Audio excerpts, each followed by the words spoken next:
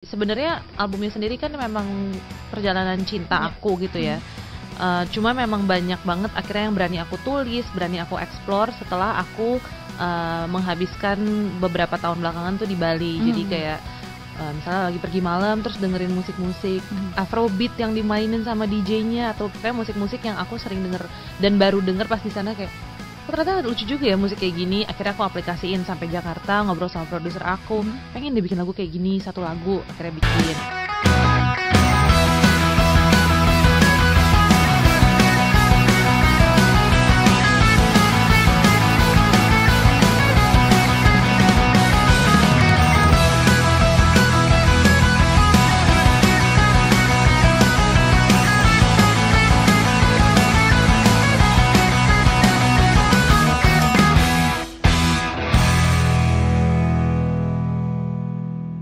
Nah, ini juga yang menarik adalah terinspirasi dari banyak problem-problem perempuan. Iya, iya, iya. Berarti researchnya waktu itu kayak gimana tuh? Sebenarnya aku nggak terlalu research yang oh ini banget ya, maksudnya secara kayak oh data banget atau gimana. Cuma memang ngelihat dari ini aja sih, banyak singer-songwriter perempuan yang akhirnya aku pilih untuk dengerin selama aku beresin si EP ini gitu, selama aku di Bali.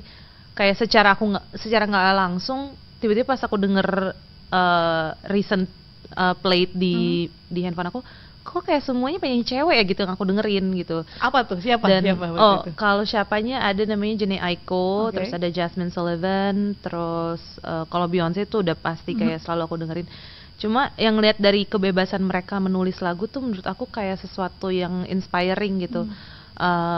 Maksudnya kayak contoh mungkin yang paling light gitu ya, yang paling bisa aku share di sini, menunjukkan rasa ingin apa namanya serve laki-laki yang kita sayang gitu, catering our life ke si cowok ini, atau as simple as kayak ngasih tahu gue tuh kangen banget sama lu, ntar lu pulang kerja lu capek nggak apa-apa gue pengen ngelayanin lu gini-gini. Itu kayak sesuatu yang kayak jarang banget dilaguin gitu, padahal mungkin itu keinginan yang setiap Tanpa ada perempuan paksaan tanpa sebenarnya. ada paksaan, kayak itu keinginan perempuan yang wajar aja untuk muncul gitu.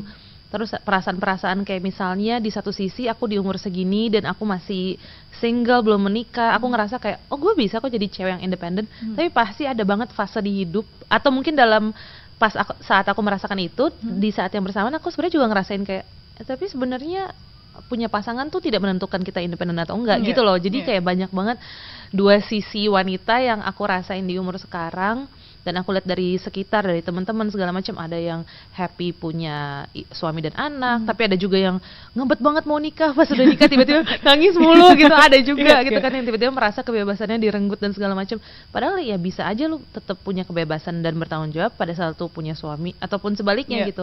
Kayak cewek independen belum tentu didefinisikan oh karena dia single dia berusaha sendiri terus, nggak juga, bisa aja kita punya pasangan tapi kita tetap menjadi wanita independen, dan Iya. sebaliknya gitu. Belum tentu karena kita clingy sama pasangan berarti Jadi kita, kita dicap seperti apa gitu. seperti kayak kita selalu dependent on someone, nggak juga gitu. Jadi kayak pergumulan-pergumulan di umur aku yang udah mau menginjak 30 tahun ini juga jadi salah satu basic kenapa aku bikin si O2 Blue ini juga sih. Oke, dan lirik-lirik yang anti mainstream bisa dibilang Iya, gitu ya. ya, Nah, mungkin ini ya. sempat ada kekhawatiran dong karena kan beda banget sama musisi-musisi yang mainstream misalnya Iya, dari iya. segi lirik atau kayak gimana waktu itu? Pertimbangan-pertimbangannya akhirnya. Iya sih, kalau misalnya dari 5 lagu menurut aku yang paling aku lumayan kayak berani ngomong gitu di dua lagu, yang itu TLC sama Your Loss.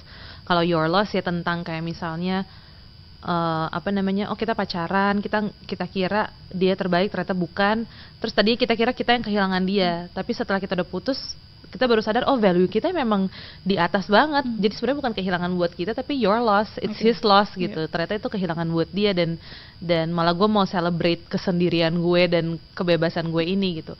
Nah yang aku paling takutin sebenarnya TLC Tender Loving Care, itu lagunya very sexy dan very intimate gitu loh, benar-benar Dewasa. Jadi waktu pas itu rilis tuh aku kayak orang ngerhatiin liriknya nggak ya, orang bilang apa ya gitu. Tapi sejauh ini karena mungkin itu tadi ya, aku ngerasa kayak musik itu platform atau media yang sangatlah nyaman untuk kita para musisi itu mengutarakan pendapat kita gitu. Mungkin kalau aku utarain itu dalam bentuk tulisan, mungkin orang akan kayak Ih, Shantika Iya, ya apa ampun ya? masa ngomong kayak gitu sih gitu ya. Tapi karena itu dimasukin melodi, dimasukin beat, dimasukin chord, somehow orang jadi bisa nikmatin. Mungkin orang nggak ngeh liriknya apa, tapi orang menikmatin melodinya. Atau orang nggak ngeh liriknya tentang cerita tentang apa dan sefrontal apa, tapi orang nikmatin suaranya atau komposisinya gitu. Jadi menurut aku ketakutan aku yang tadinya aku pikirin dan aku Jadi gitu, beban ya jadi sempet ya. beban sebelum itu rilis, pas rilis ternyata orang kayak nggak ada sih yang ternyata ngebahas Malah kalau atau lihat di mempertanyakan. lirik video TLC yang muji banyak banget. Bahkan Iya. banyak, gak cuma satu aku baca ya. Itu sekitar 2 sampai 3 bilang ini adalah lagu favorit aku di album. Aduh, Serius, mudah-mudahan bener. ya. Ya kalau aku lihat sih dari mereka mungkin memang relate sama ceritanya. Iya, mungkin kali ya, Ha-ha. gitu. Nah, kalau misalnya kita ketika posting lagu atau buat lagu nih, itu pasti ada orang yang kita pertama kali Udah kasih kasih dengar. denger, Itu waktu itu Cantika siapa? Dan responnya seperti apa waktu itu? Kasih Kan denger, berani banget loh. Iya sih. Kalau kasih denger, aku punya beberapa teman apa ya bilangnya ya, sesama, ada yang sesama musisi juga yang memang aku kayak selalu bertukar referensi sama dia. Ada namanya, kalau temen musisi ada namanya Yara, itu vokalis cewek juga dan dia suka R&B dan aku suka banget bertukar referensi sama dia. Sama ya mungkin teman-teman produser lain lah, music producer yang lainnya yang aku look up to gitu. Tapi mungkin pada saat itu si orang yang aku tulis di lagu itu aku kasih denger ke dia gitu, jadi ya ini gue baru bikin lagu gini-gini segala macam, terus ya dengar komen dari dia karena dia seseorang yang suka art secara general aja sih, terus dia suka musik juga dan lumayan ngerti, jadi aku lumayan kayak pengen tahu input dari dia kayak gimana gitu sih. Tapi perubahan-perubahan banyak nggak ketika setelah diperdengarkan, ada yang mau dirombak-rombak lagi atau gimana? Emang udah? Enggak sih, waktu itu udah fix. Oke. Jadi emang ya udah terima aja masukannya, nanti mungkin aku akan mengaplikasikannya di karya yang lain gitu. Tapi waktu pas awal-awal juga aku baru inget tadi, aku ngasih denger tuh ke beberapa temen di sesama industri hiburan, dan aku ngerekam apa reactionnya itu kemarin tuh sempat ada Rizky Febian, Reza Candika, Enzi, Gamal, Audrey, Sivia Aziza. Iya kayaknya orang-orang itu deh yang aku sempat akhirnya rekam video reactionnya, terus aku sempat rilis juga di YouTube juga video reaction dari mereka. Harus dilihat sebenarnya reaksi Boleh, mereka ya, bisa, karena bisa. figur-figurnya beda-beda loh. Ada yang Iya, emang iya, musisi, Reza Candika kan komedian atau Iya, iya, MC bisa dibilang itu. Iya. Jadi penasaran reaksi mereka. Iya. Jadi harus tahu tuh, harus cari tahu di YouTube channelnya Cantika. Nah, Iya. kalau kita bahas juga tentang album nih, EP-nya ada 5 lagu. Challenge terberat itu di lagu yang mana? Apakah TLC itu adalah challenge paling berat? Challenge TLC beratnya pas rekaman aja sih. Jadi di satu hari itu aku kemarin tuh akhirnya maksain untuk rekaman 2 lagu, si TLC itu sama Your Loss. Tapi kita rekam waktu itu Your Loss duluan karena aku mikir itu lagu upbeat, terus aku masih sangat banyak banget harus belajar kalau nyanyi lagu upbeat karena aku lebih suka nyanyi lagu yang slow gitu. Nah jadi aku mutusin untuk udah deh nyanyi Your Loss dulu aja, take vokal duluan. Udah ternyata itu malah cepat banget, kayak cepet ya gitu. Pas nyanyi TLC malah susah banget karena adrenalin aku udah kayak lagi pumped up banget kan, udah di situ tiba-tiba harus nyanyi TLC tuh yang di bawah banget. Terus waktu itu yang direct vokal aku Kamga, Kamganya dekat.